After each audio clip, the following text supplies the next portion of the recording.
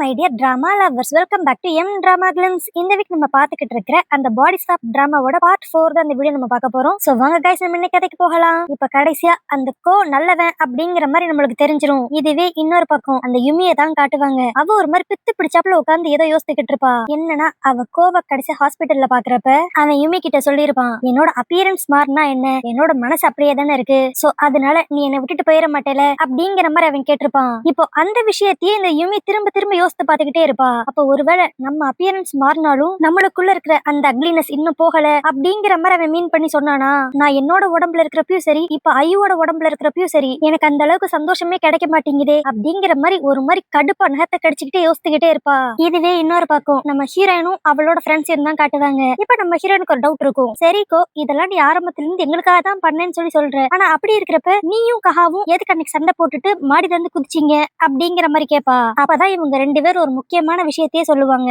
என்னன்னா, அன்னைக்கு ஃபர்ஸ்ட் அந்த கோ நம்ம ஹீரோவை தள்ளி விட தான் போயிருப்பான். நம்ம ஹீரோ கூட இவன் கெட்டவன் அப்படிங்கிற மாதிரி தான் நினைச்சிருப்பான். ஆனா அப்ப அந்த கோ அப்படியே நம்ம ஹீரோ கிட்ட, இங்க பாரு, அவங்க ரெண்டு பேருமே ஆர்ட் ரூம்ல இருந்து நம்மள பாத்துக்கிட்டு இருக்காங்க. ஐயோ எப்படி திரும்பி அவளோட ஒரிஜினல் உடம்புக்கே போகணும் அப்படிங்கிற விஷயத்த நான் கண்டுபிடிச்சிட்டேன். ஆனா அதுக்கு நம்ம செய்ய வேண்டியது எல்லாமே இப்போ நம்ம பாடி ஸ்டாப் ஆகணும். அதனால நம்ம ரெண்டு பேருமே இப்ப மாடியில இருந்து கீழே குதிக்கணும். ஆனா என்னால இதை டீடைலா இப்போதைக்கு எக்ஸ்பிளைன் பண்ண முடியாது, நீ என்ன நம்புறேல அப்படிங்கிற மாதிரி சொல்லிதான் அந்த கோ நம்ம ஹீரோவை தள்ளி விட்டுருப்பான். நம்ம ஹீரோவுமே இந்த கோவை லைட்டா நம்பி அவனையும் அப்படியே சேர்த்து கீழே இழுத்து விட்டு பாடி ஸ்டாப் ஆயிருப்பாங்க. இதை கேட்டோன்னே நம்ம ஹீரோன் அப்படியே ஷாக் ஆகி, ஆனா அந்த ரிசர்ச் லேடி திரும்பி நம்மளோட ஒரிஜினல் உடம்புக்கே போக முடியாது அப்படிங்கிற மாதிரில சொன்னா.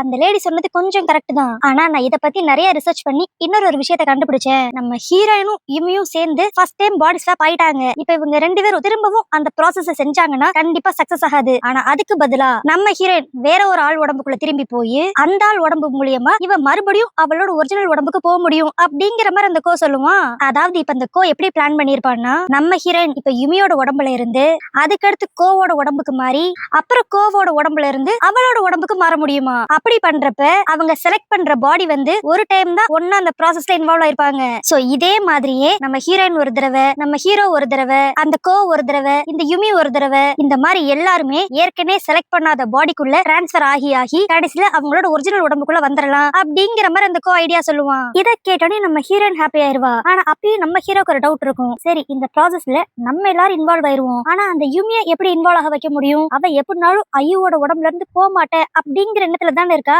சோ அவ ஒத்துக்கிட்டா மட்டும்தான் இந்த ப்ராசஸே நடக்கும் அப்படிங்கிற மாதிரி நம்ம ஹீரோ கேட்பான். ஆனா அதுக்கு அந்த கோ அப்படியே, எனக்கும் அதை பத்தி நல்லாவே தெரியும், அதனாலதான் நம்ம அவளை ட்ரிக் பண்ணி இந்த ப்ராசஸ்ல இன்வால்வ் ஆகணும் அப்படிங்கிற மாதிரி சொல்லுவான். ஆனா இதை யோசித்த நம்ம ஹீரோயின் இப்ப அப்படியே, இல்ல அந்த மாதிரி மட்டும் பண்ணவே கூடாது. ஏன்னா இப்ப அந்த யுமி என் உடம்புல இருக்கிறதுக்கு காரணமே அவ ஏற்கனவே நிறைய காயப்பட்டுட்டா. இப்ப நம்ம அவளை ஃபோர்ஸ் பண்ணியோ இல்ல ஏமாத்தியோ இந்த பாடி ஸ்டாப் பண்ண வச்சோன்னு வச்சுக்கோங்களேன், அவ இப்ப இருக்கிறத விட பல மடங்கு கெட்டவளா மாறிடுவா. இது நம்மளுக்கும் நல்லது இல்ல, அவளுக்கும் நல்லது இல்ல அப்படிங்கிற மாதிரி இப்பயும் நம்ம ஹீரோயின் அந்த யுமிக்காக யோசிப்பா. அதனால அந்த கோவும் கஹாவும் இப்ப நம்ம ஹீரோயின் சொன்னதை கேட்டுட்டு எப்படியாந்து யுமியை சமாதானப்படுத்திட்டு தான் இந்த பாடி ஸ்வாப் ப்ராசஸே ஆரம்பிக்கணும் அப்படிங்கிற மாதிரி முடிவு பண்ணிருவாங்க. இதுவே இன்னொரு பக்கம் நம்ம ஹீரோ உடம்புல இருக்கிற அந்த கோ இப்ப அவனோட வீட்டுக்கு போய்கிட்டு இருப்பானா, அங்க பார்த்தா வழியில அந்த யுமி உட்கார்ந்துருப்பா. அதுவும் அந்த கோக்காக மழையிலே வெயிட் பண்ணிக்கிட்டு இருந்திருப்பா போல. அவ அப்படியே அந்த கோ கிட்ட அழுதுகிட்டே, நீ ஹாஸ்பிட்டல்ல சொன்ன மாதிரி உனக்கு கஹாவோட உருவம் இருந்தாலும் நான் உன்னை கோவாவே அக்செப்ட் பண்ணிக்கிறேன். அதே மாதிரி எனக்கு இப்போ ஒரு விஷயம் நல்லா புரிஞ்சிருச்சு, நான் என்னதான் ஐயோட உடம்புல இருந்தாலும் நான் ஐயோவாக முடியாது, நான் யுமி தான். அதனால நீ இந்த யுமிங்கிற கேரக்டரை லவ் பண்ணுவியா, என்னானாலும் என்னை விட்டுட்டு போயிடாத அப்படிங்கிற மாதிரி அழுதுகிட்டே போய் அவ கோவை ஹக் பண்ணிருவா. இவ இந்த மாதிரி எல்லாம் பேசின உடனே அந்த கோக்கே ஒரு மாதிரி கஷ்டமாயிரும். அப்பதான் நம்ம ஹீரோயின் சொன்னது எல்லாத்தையும் யோசித்து பார்ப்பான். உண்மையிலேயே இந்த யுமி மனசளவுல எவ்வளவு பாதிக்கப்பட்டிருக்கா அப்படிங்கறது அவனுக்கு புரிய வரும். அதுக்கடுத்து அப்படியே அடுத்த நாள் காலையில தான் காட்டுவாங்க. நம்ம ஹீரோ அப்படியே வேகமா ஸ்கூலுக்கு கிளம்பிக்கிட்டு இருப்பானா, அப்ப அவன் நியூஸ்ல அந்த ரிசர்ச் லேடி ஏதோ சொல்றத கேட்பான். இதை கேட்டோன்னு அவன் செமையா ஷாக் ஆயிருவான். அடுத்த செகண்ட் இப்ப வேகமா ஸ்கூலுக்கு வந்து நம்ம ஹீரோயினை மீட் பண்ணி, ஒரு பெரிய பிரச்சனை, நம்ம கோ கிட்ட சீக்கிரம் பேசி ஆகணும், அடுத்த ரெட் மூன் இன்னும் ரெண்டு தடவை மட்டும் தான் நடக்குமா, அதுக்கடுத்து ரெட் மூன் எப்ப வரும்னு யாருக்குமே தெரியாதான், இதை வந்து அந்த ரிசர்ச் லேடி ப்ரெடிக்ட் பண்ணி நியூஸ்ல சொன்னா அப்படிங்கிற மாதிரி அவன் டென்ஷனா வந்து பேசிக்கிட்டு இருப்பான். அப்பதான் நம்ம ஹீரோயின் சொல்லுவா, கோ வந்து இவங்களோட பிளான் எல்லாத்தையும் பத்தி யுமி கிட்ட சொல்லி யுமிக்கு எல்லாத்தையும் புரிய வைக்கிறதுக்காக அவளை தனியா கூட்டி போய் பேச போயிருக்கான் அப்படிங்கிற மாதிரி சொல்லுவா. இதை கேட்டு நம்ம ஹீரோக்கு இன்னும் டென்ஷன் ஆயிரும். ஏன்னா அந்த யுமி மட்டும் இப்ப ஒத்துக்கலன்னா அடுத்து இவங்களால அவ்வளவு ஈஸியா இவங்க உடம்புக்குள்ள போகவே முடியாது. ஏன்னா இன்னும் ரெண்டு ரெட் மூன் டே மட்டும் தான் இருக்கு. அதனால அந்த கோவியும் யுமியும் பாக்குறதுக்காக இவங்க ரெண்டு பேரும் வேமா மொட்டை மாடிக்கு போய்கிட்டு இருப்பாங்க.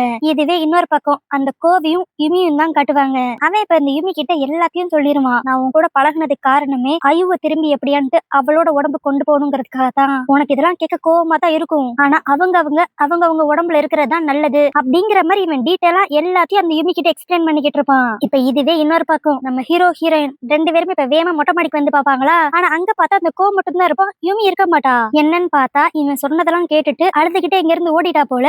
இது தெரிஞ்சுட்டு நம்ம ஹீரோ இப்ப அப்படியே அவளை சமாதானப்படுத்துறதுக்கு நேரம் இல்ல, அவளை எப்படியாவது கண்டுபிடிச்சு அவளை ஃபோர்ஸ் பண்ணியான்ட்டு நம்ம பாடி ஸ்வாப் பண்ணி ஆகணும். ஏன்னா நம்ம எல்லாரும் ஷஃபிள் ஆகி ஒரிஜினல் உடம்புக்கு போறதுக்கு 2 ரெட்மூண்டே கண்டிப்பா நம்மளுக்கு தேவை. அதனால இதுல நம்ம ஒண்ணு கூட மிஸ் பண்ண கூடாது, ஃபர்ஸ்ட் போய் அவளை கண்டுபிடிக்கணும் அப்படிங்கிற மாதிரி நம்ம ஹீரோ சொல்லுவான். ஆனா அதுக்கு அந்த கோவும் நம்ம ஹீரோயினும் இல்ல, இந்த ப்ராசஸ்க்கு மெயினா யுமி மனசு மாறினா மட்டும்தான் எல்லாம் ஸ்மூதா நடக்கும், நம்ம அவளுக்கு டைம் கொடுப்போம், நான் அவளுக்கு எல்லாத்தையும் தெளிவா எடுத்து சொல்லியிருக்கேன், அவளே புரிஞ்சுக்கிட்டு இந்த ப்ராசஸ்க்கு ஓகே சொல்லுவா அப்படிங்கிற மாதிரி இன்னும் அந்த கோ யுமிக்காக பேசிக்கிட்டு இருப்பான். சரி எப்படியான்ட்டு அந்த யுமி மனசு மாதிரி திரும்பி வந்துருவா அப்படின்னு சொல்லி பார்த்தா அன்னைக்கு பூரா அவ கிளாஸ்லயே இருக்க மாட்டா. சரி அடுத்த நாளான்ட்டு ஸ்கூலுக்கு வருவாளான்னு சொல்லி பார்த்தா அப்பயும் அவ ஸ்கூலுக்கு வர மாட்டா. என்னடா அப்படின்ட்டு இவங்க யோசிச்சுக்கிட்டு இருக்கப்பயே இப்போ அந்த இடத்துக்கு இவங்களோட ஸ்டாஃப் வந்து உங்க எல்லாருக்கும் ஒரு சேட் நியூஸ், நம்ம கிளாஸ்ல இருந்து ஒரு ஸ்டூடெண்ட் காணா போயிட்டாங்க அப்படிங்கிற மாதிரி அந்த யுமிய சொல்லுவாங்க. இத கேட்டோடனே நம்ம ஹீரோ ஹீரோயின் எல்லாருக்குமே அப்படியே செம ஷாக்கு. ஏன்னா அடுத்த நாள் ரெட் மூன் டே, இதுக்குள்ள மட்டும் அவங்க அந்த யுமிய கண்டுபிடிச்சு பாடி ஸ்வாப் ஆகலைன்னா அதுக்கடுத்து அவங்களுக்கு பேலன்ஸ் இருக்க போறது ஒரே ஒரு ரெட் மூன் டே தான். அதை வச்சு பெருசா யாரும் அவங்களோட உடம்புக்குள்ள போகவே முடியாது. இது தெரிஞ்சோன்னு எல்லாருமே அப்படியே ஷாக் ஆயிருவாங்க. இதனால நம்ம ஹீரோ ஹீரோயின் எல்லாருமே இப்ப அவளை தான் தேடிக்கிட்டு இருப்பாங்க. ஆனா இதுவே இன்னொரு பக்கம் அந்த யுமியை தான் காட்டுவாங்க. இப்ப இவ ஸ்ட்ரைட்டா போய் அந்த ரிசர்ச் லேடி தான் பாப்பா. அங்க போய் அந்த கோ சொன்ன எல்லா பிளானையும் அப்படியே சொல்லுவா. அதாவது ஏற்கனவே பாடி ஸ்வாப் ஆனவங்க திரும்பி டைரக்டா பாடி ஸ்வாப் ஆக முடியாது, ஆனா இன்டைரக்டா வேற யார் மூலியமாட்டு பாடி ஸ்வாப் ஆகலாம் அப்படிங்கிற மாதிரி சொல்லுவாளா. இதை கேட்டோன்னு இந்த ரிசர்ச் லேடி அப்படியே அப்பனா கடைசியா நீ உன்னோட உடம்புக்கு போக முடிவு எடுத்துட்டியா அப்படிங்கிற மாதிரி கேட்பா. ஆனா அதுக்கு இப்பவும் அந்த யுமி ஒரு மாதிரி வில்லத்தனமா, என்னது நான் என்னோட உடம்புக்கு மறுபடியும் போக போறேனா, அதுக்கெல்லாம் வாய்ப்பே இல்லை, நானே ரொம்ப கஷ்டப்பட்டு இப்ப இந்த அழகான உடம்புக்குள்ள வந்திருக்கேன், இதை நான் அவ்வளவு சீக்கிரத்துல விட்டு கொடுக்க மாட்டேன் அப்படின்பா. ஆனா அதுக்கு அந்த ரிசர்ச் லேடி அப்படியே நீ எந்த ஒரு மைண்ட் செட்ல இருப்பேன்னு எனக்கு நல்லாவே புரிஞ்சுக்க முடியுது, நானும் ஒன்ன மாதிரிதான் சின்ன வயசுல இருந்து ஏழை குடும்பத்துல தனியா தான் வாழ்ந்து வந்தவ, திடீர்னு ஒரு பணக்கார பொண்ணோட நான் பாடி ஸ்வாப் ஆயிட்டேன், அதுக்கடுத்து என் வாழ்க்கையில எல்லாமே சந்தோஷமா இருக்கிற மாதிரி தான் இருந்துச்சு. ஆனா அது எல்லாமே கொஞ்ச காலத்துக்கு தான். அப்புறம் தான் எனக்கு ஒரு விஷயம் புரிஞ்சுச்சு, நான் என்னதான் பாடி ஸ்வாப் ஆயிருந்தாலும் என் வாழ்க்கை நான் ஒரிஜினலான உடம்புல இருக்கிறப்ப இருந்ததை விட நான் பாடி ஸ்வாப் ஆன கடுத்து போக போக கொஞ்சம் மோசமா தான் போச்சு. அதனால பேசாம நான் ஒரிஜினல் உடம்புக்கே போயிடலாம் அப்படின்னு சொல்லிட்டு அந்த ப்ராசஸ் மறுபடியும் செஞ்சேன். ஆனா அந்த டைம் அந்த ப்ராசஸ் ஒர்க் ஆகல. ஆனா அதுக்கு பதிலா ஏன் உடம்புல இருந்த அந்த பொண்ணு ப்ராசஸ் அப்ப இறந்தே போயிருச்சு. சோ இதனால நான் கடைசி வரைக்கும் வேற ஒருத்தியோட உடம்புல தான் இருந்துகிட்டு இருக்கேன். இப்ப என்கிட்ட பணம் காசு அழகு எல்லாம் இருக்கு, பட் இருந்தாலும் இன்னொருத்தவங்க உடம்புல இருக்கும், இது நம்மளோட வாழ்க்கை இல்ல அப்படின்னு நினைக்கிறப்ப எனக்கு 1% கூட சந்தோஷமே இல்ல அப்படிங்கிற மாதிரிலாம் அந்த ரிசர்ச் லேடி பேசுவா. இதெல்லாம் கேட்க கேட்க அந்த யுமிக்கு ஒரு மாதிரி குழப்பமா இருக்கும். இப்ப இவ நம்ம ஹீரோனோட உடம்புல இருக்கிறது உண்மையிலே அவளுக்கு சந்தோஷத்தை தருதா இல்லையா அப்படிங்கிற மாதிரி. இதுவே இன்னொரு பக்கம் நம்ம ஹீரோனை தான் காட்டுவாங்க. அவ அந்த யுமியை எல்லா இடத்துலயும் தேடிட்டு கடைசியா இப்ப ஸ்ட்ரைட்டா அந்த யுமியோட வீட்டுக்கு வந்து அவங்க அம்மா கிட்ட, இங்க பாருங்க நான் உங்ககிட்ட ஒரு முக்கியமான உண்மையை சொல்லி ஆகணும், நான் உங்களோட பொண்ணு யுமியே கிடையாது, என்னோட பேர் அயு, நான் அவ உடம்புல இருக்கேன், அவ ஏன் உடம்புல இருக்கா, ஆனா இப்ப உங்க பொண்ணை காணும், உங்க பொண்ணு ரொம்ப சுகமா இருந்தா தனியா எந்த இடத்துக்கான்னு போய் ஃபீல் பண்ணுவாளா, இல்லனா சின்ன வயசுல இருந்து அவளுக்கு பிடிச்ச இடம் அவங்க அப்பா கூட அவ ஸ்பெண்ட் பண்ண ஏரியா அந்த மாதிரி ஏதான் இருக்கா, ப்ளீஸ் சொல்லுங்க நான் அவளை தேடணும் அப்படிங்கிற மாதிரி நம்ம ஹீரோயின் சொல்லுவா. ஆனா இதை வந்து அந்த யுமியோட அம்மா நம்பவே மாட்டாங்க. ஆனா அப்ப நம்ம ஹீரோயின் பிடிச்சு கத்தி விட்டுருவா, ஒரு தடவையாட்டு உங்க பொண்ணை பத்தி யோசிங்க அப்படின்ட்டு. இது வந்து அந்த யுமியோட அம்மாக்கு ஏதோ ஹர்ட் ஆயிருக்கும் போல. அதனால இப்ப அப்படியே அவங்க என் பொண்ணுக்கு ரொம்ப பிடிச்ச இடம் அப்படின்னு சொல்லிட்டு காட்டு பக்கத்துல இருக்க ஏதோ ஒரு வீடை தான் சொல்லுவாங்க. அதனால இப்ப நம்ம ஹீரோயினும் அந்த 2 பசங்களும் அந்த காட்டு கிட்ட இருக்க வீடு தான் தேடி போவாங்களா. பட் இந்த காடு ரொம்ப பெரிய ஏரியாங்கிறதுனால 3 பேருமே தனித்தனியா தான் போய் தேடுவாங்களா. இதுல ஃபர்ஸ்ட் நம்ம ஹீரோயினுக்கு அந்த வீடு தெரிஞ்சிரும். சரி இதுக்குள்ளதான் அந்த யுமி இருப்பா அப்படின்னு சொல்லிட்டு நம்ம ஹீரோயின் மட்டும் உள்ள போவா. அங்க பார்த்தா நம்ம ஹீரோயின் நினைச்ச மாதிரியே அந்த யுமி உள்ள இருப்பா. அவ ஒரு மாதிரி பேயறிஞ்சாப்புல உட்காந்துருப்பா. அவ நம்ம ஹீரோயினை பார்த்தனையும் இன்னும் ஒரு மாதிரி பயந்துகிட்டு அந்த முகத்தோட என் பக்கத்துல வராத, என்கிட்ட தள்ளி போ அப்படிங்கிற மாதிரி பைத்தியம் பிடிச்சாப்புல கத்திக்கிட்டு இருப்பா. ஆனா அப்பயே நம்ம ஹீரோயின் பொறுமையா, உனக்கு என்னதான் பிரச்சனை, உன்னை காணும்ட்டு மொத்த ஸ்கூலுமே அங்க உன்னை தேடிக்கிட்டு இருக்காங்க, வா வீட்டுக்கு போலாம் அப்படிங்கிற மாதிரி நம்ம ஹீரோயின் கூப்பிடுவா. ஆனா அதுக்கு அந்த யுமி அப்படியே அவங்க எல்லாரும் அது நான் நினைச்சா தேடுறாங்க, இல்லவே இல்ல, அவங்க எல்லாரும் அந்த உடம்புக்குள்ள இருக்கிறது அயு அப்படிங்கிற மாதிரி நினைச்சுதான் தேடிக்கிட்டு இருக்காங்க, எனக்காக இந்த உலகத்துல யாருமே இல்ல, இப்ப நீ கூட என்ன தேடி வந்தது என்ன காப்பாத்தணுங்கிறதுக்காகவா, வாய்ப்பே இல்ல, நீ மறுபடியும் உன்னோட உடம்புக்குள்ள போகணும், அதுக்காகத்தானே என்ன தேடி வந்திருக்க அப்படிங்கிற மாதிரி அவ பைத்தியம் மாதிரி கத்திக்கிட்டே இருப்பா. ஆனா இப்ப நம்ம ஹீரோனுக்கு டென்ஷன் ஆயிரும், நீ சொல்றது எதுவுமே உண்மையே கிடையாது, நான் இங்க வந்தது முழுக்க முழுக்க நீ சேஃபா இருக்கணும் அப்படிங்கிற ஒரு எண்ணத்துல மட்டும்தான் அப்படிங்கிற மாதிரி நம்ம ஹீரோயின் சொல்லுவா. அந்நேரம் அந்த 2 பசங்களும் கரெக்டா இந்த இடத்துக்கு வந்துருவாங்க. ஆனா இப்ப அப்படியே அந்த கோ அந்த யுமிய பார்த்து, நான் இங்க வந்ததுக்கான காரணம் ஒன்னு தேடிதான் அப்படிங்கிற மாதிரி அந்த கோ சொல்லுவான். ஆனா அதுக்கும் இப்ப அந்த யுமி அப்படியே, இல்ல நீங்க எல்லாரும் போய் சொல்றீங்க, நீங்க மறுபடியும் பாடி ஸ்வாப் ஆகிறதுக்காக மட்டும்தான் என்ன தேடி வந்திருக்கீங்க, உங்க யாருக்கும் என் மேல 1% கூட அக்கறையே கிடையாது அப்படிங்கிற மாதிரிலாம் எல்லாம் கத்துவாளா. ஆனா அதுக்கு இப்ப அந்த கோ டென்ஷன் ஆகி, நீ ஒரு விஷயத்த மறந்துட்ட. நீ உன்னோட உண்மையான உடம்புல இருக்கிறப்ப நான் உன்கிட்ட எத்தனை தடவை வந்து பேசியிருக்கேன், உனக்கு எவ்வளவு ஹெல்ப் பண்ணிருக்கேன். இதெல்லாம் நான் அவுட்டர் அப்பியரன்ஸ் பார்த்து பண்ண நீ நினைக்கிறியா? இல்லவே இல்ல. யுமிக்குன்னு சொல்லி ஒரு கேரக்டர் இருக்கு. அந்த கேரக்டர் பத்தி தெரிஞ்சுக்கணுங்கிறதுக்காக தான் நான் அப்ப உன்கிட்ட வந்து பழகினேன். ஆனா நான் இப்ப பாக்குற யுமி ஒரிஜினலா இல்லையா அப்படிங்கிற விஷயமே எனக்கு தெரியல. சோ எப்பயுமே நீ உன்னோட ஒரிஜினாலிட்டியில இருக்கிறது தான் பெஸ்ட் அப்படிங்கிற மாதிரிலாம் அவன் பேச ஆரம்பிச்சிருவான்.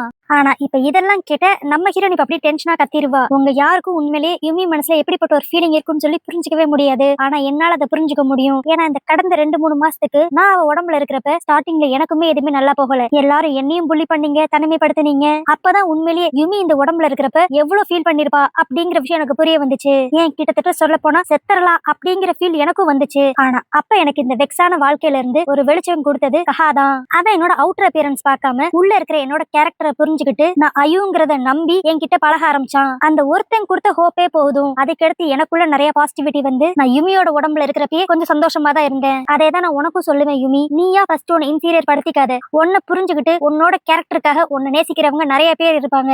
அவங்க போது உன்னோட லைஃபுக்கு, மித்தவங்களை பத்தி நீ யோசிக்கவே தேவையில்ல அப்படிங்கிற மாதிரி நம்ம ஹீரோயினும் அட்வைஸ் பண்ணுவா. ஆனா இவங்க எவ்வளவு சொன்னாலும் அந்த யுமி எதையும் புரிஞ்சுக்கிற மாதிரியே இருக்க மாட்டா. அவ மறுபடியும் இவங்களதான் பிளேம் பண்ணுவா. நீங்க எல்லாரும் அழகா இருக்கீங்க, அதனாலதான் உங்களுக்கு அழகோட வேல்யூ பத்தி தெரியல. ஆனா நான் எவ்வளவு கஷ்டப்பட்டேன்னு எனக்கு மட்டும் தான் தெரியும் அப்படிங்கிற மாதிரி தான் மறுபடியும் சொல்லுவாளா. ஆனா அப்பன்னு பார்த்து திடீர்னு யாரோ உள்ள வந்து கத்துற சத்தம் கேட்கும். யாருன்னு பார்த்தா அந்த யுமியோட அம்மா.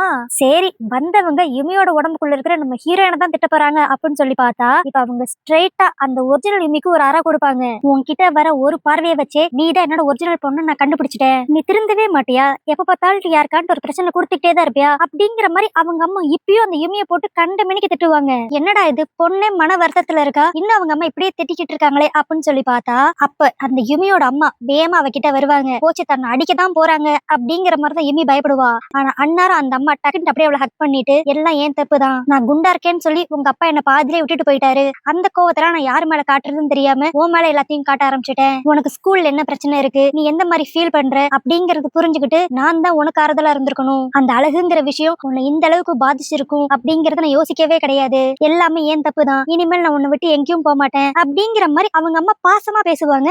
இதை கேட்டுன்னு அந்த யுமியே ஒரு மாதிரி ஷாக் ஆயிருவா. ஏன்னா அவங்க அம்மா கிட்டத்தட்ட 2-3 வருஷம் கழிச்சு அவகிட்ட கொஞ்சமாட்டு பாசத்தோட இப்பதான் பேசியிருக்காங்க. ஆனா இவ்வளவு நேரம் இவங்க எல்லாரும் அட்வைஸ் பண்ணி புரியாத அந்த யுமிக்கு அவங்க அம்மா இப்ப கடைசியா வந்து ஹக் பண்ணிருப்பாங்கல்ல, அந்த பாசம் கிடைச்சோனையும் அவ மைண்ட் அப்படி கொஞ்சம் கொஞ்சமா மாறுற மாதிரி தெரியும். அதனால இத்தனை நாள் தான் வச்சிருந்த ஐடியாலஜி எல்லாமே தப்பு அப்படிங்கிற மாதிரி புரிஞ்சுக்கிட்டு அந்த யுமி அதே இடத்துல அழுக ஆரம்பிச்சிருவா. அப்புறம் என்ன கடைசியா எப்படியோ அவ மனசு மாறிட்டா. அடுத்த நாள் ஒரு ரெட் மூன் டே வந்துரும். சோ அப்ப அந்த 2 பசங்களும் சூசைட் பண்ணிக்குவாங்க. இத வந்து அந்த 2 பொண்ணுங்களும் தனித்தனியா நின்னு பாத்துக்குவாங்க. அதனால இப்ப நம்ம ஹீரோயின் கோவோட உடம்புக்குள்ள போயிருவா, அந்த யுமி கஹாவோட உடம்புக்குள்ள போயிருவா. இப்படியே இந்த மாதிரி பாடி ஸ்வாப் ஆகி எல்லாரும் ஒரு வாரத்துக்கு இருப்பாங்க. அதுக்கடுத்து கடைசி ரெட் மூணும் வந்துரும். அப்போ அந்த 2 பசங்க உடம்புக்குள்ள இருக்கிற நம்ம ஹீரோயினும் யுமியும் மாடியில இருந்து குதிச்சு அத பொண்ணுங்க உடம்புல இருக்கிற கோவும் கஹாவும் பார்த்தாங்கன்னா ஆட்டோமேட்டிக்கா எல்லாரும் நார்மலா அவங்க உடம்புக்குள்ளே போயிடலாம். சோ இப்ப இந்த ப்ராசஸ் செய்யறதுக்காக எல்லாரும் ரெடியா இருப்பாங்களா. அப்ப கோ உடம்புக்குள்ள இருக்கிற நம்ம ஹீரோயின் கடைசியா நம்ம ஹீரோ கொடுத்த அந்த ஹேர் கிளிப் அப்படியே கையில வச்சு பாத்துக்கிட்டு கடந்த 3 மாசத்துல என் வாழ்க்கையில என்னென்னமோ நடந்துருச்சு, ஆனா அப்ப எனக்கு தைரியம் கொடுத்தது இந்த கிளிப்பும் கஹாவும் தான். இப்ப அதே தைரியத்தோட நான் மாடியில இருந்து குதிக்க போறேன் அப்படிங்கிற மாதிரி அவ குதிச்சிருவா. அதே மாதிரிதான் அந்த யுமியும் கஹாவோட உடம்புல இருந்து குதிச்சிருவா. அப்புறம் என்ன நல்லபடியா எல்லாருமே அவங்களோட ரியல் உடம்புக்கே மாறிடுவாங்க. இப்ப பல நாள் கழிச்சு நம்ம ஹீரோயின் அவளோட ஒரிஜினல் உடம்புல இருந்துட்டு அவங்க அம்மாவை பாப்பாளா. அவளுக்கு பேச வார்த்தையே வராது. அப்படி ஹக் பண்ணி அவங்க அம்மாவை நல்லா அணைச்சுக்குவா. ஆனா அவங்க அம்மாவுக்கு புரியாது பொண்ணு என்னடா இவ்வளவு வியடா பண்ணிக்கிட்டு இருக்கா அப்படிங்கிற மாதிரி தான் நினைச்சுக்குவாங்க. இதுவே இன்னொரு பக்கம் அந்த யுமியை தான் காட்டுவாங்க. அவ வீட்டுல வழக்கம் போல அவங்க அம்மா கிட்ட பெருசா பேசாம தான் இருப்பா. இதுக்கு முன்னாடி எல்லாம் அவ ஸ்கூலுக்கு போறப்ப அவங்க அம்மா ஒழுங்கா கூட சமைச்சு கொடுத்திருக்க மாட்டாங்க போல. அதனால சாதாரண பண்ண தான் சாப்பிட்டு அவ கிளம்புவா. ஆனா இப்ப அவங்க அம்மா அந்த யுமியை புரிஞ்சுக்கிட்டனால பொண்ணு மேல தான் தான் அக்கறை காட்டணும் அப்படின்ட்டு அவளுக்கு நல்லா சமைச்செல்லாம் கொடுப்பாங்க.